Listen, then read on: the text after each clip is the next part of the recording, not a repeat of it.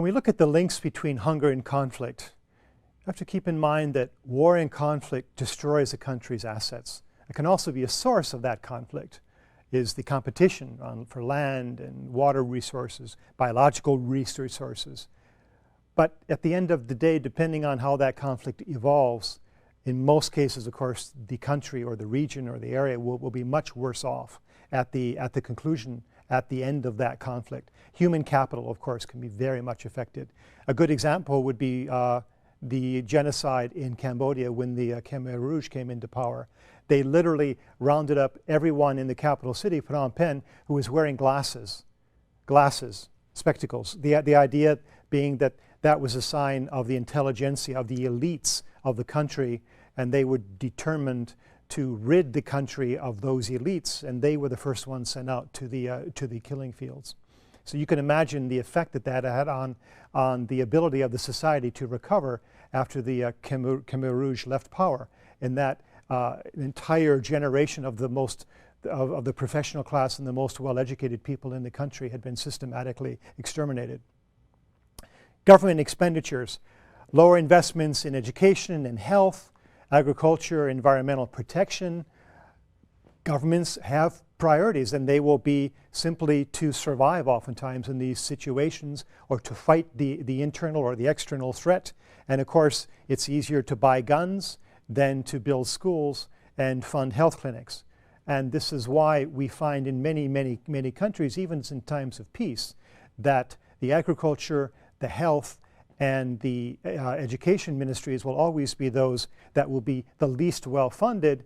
And of course, the ministry that will always be the best funded, because everyone's always concerned, will be the military or the Department of Defense.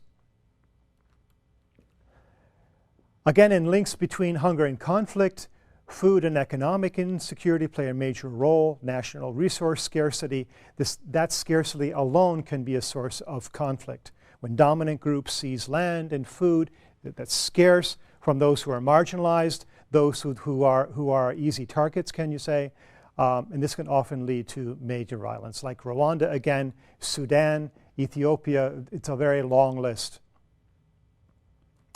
Oftentimes then the question is, well, what does come first? Is it the hunger that develops, that incites the conflict? Is it conflict itself, which can lead to hunger? In a case like Zimbabwe, for example, the conflict has led to hunger and reduced food production overall in the country due to government public policy about land tenure. Hunger and lack of access to food can lead to violent conflicts when segments of the population feel that there has been an injustice done to them, or that food prices have gone up and it's unjustified the way that has happened. Food riots in Haiti, in Cairo, many other places that we've talked about earlier. Fighting hunger then requires both prevention and a resolution of the violent conflict. So trying to prevent what may then develop, that's the monitoring again, or once the violent conflict breaks out, a quick resolution if possible. And then down the road, of course, being able to rebuild war-torn societies, rehabilitation is a very key aspect. So how can conflict lead to food insecurity? Well, there's massive numbers, first off, of internally displaced people, who we call IDPs. IDPs is a term many folks don't think of it in the context of Darfur, for example. But the millions of people who are in our camps, the UN-managed camps in Darfur, are actually citizens of Sudan. They are internally displaced in their own country. We talk of them as refugees, and you will read in the newspaper that the refugees, Darfur here and there, yes, they're in a refugee-type situation, but refugees means that you are outside of your country, and there are different UN treaties and modes of operation that come into play when you are outside your country and you are granted refugee status. Typically a third country will host you, and there will be a camp, and there will be food provided in that according to certain norms and conditions. Within your own country, you are completely the responsibility of your own government.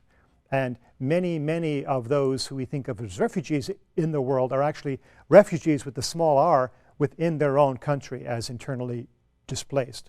The effects are the same. They lose their assets, their homes, their land, their ways of life, their ways of earning money to feed themselves and their families, destruction of markets where they, perhaps as farmers, are selling their crops, workplace inaccessibility, especially true for farmers. If they can't farm, they don't have access to the land. Obviously, they're not able to grow food. Then you have overall issues of government instability. There'll be more corruption, diversion of donor assistance is always a possibility in these chaotic situations where there is major conflict going on in a country. All leads to food insecurity, again, for the poorest of the poor, the most vulnerable in these situations.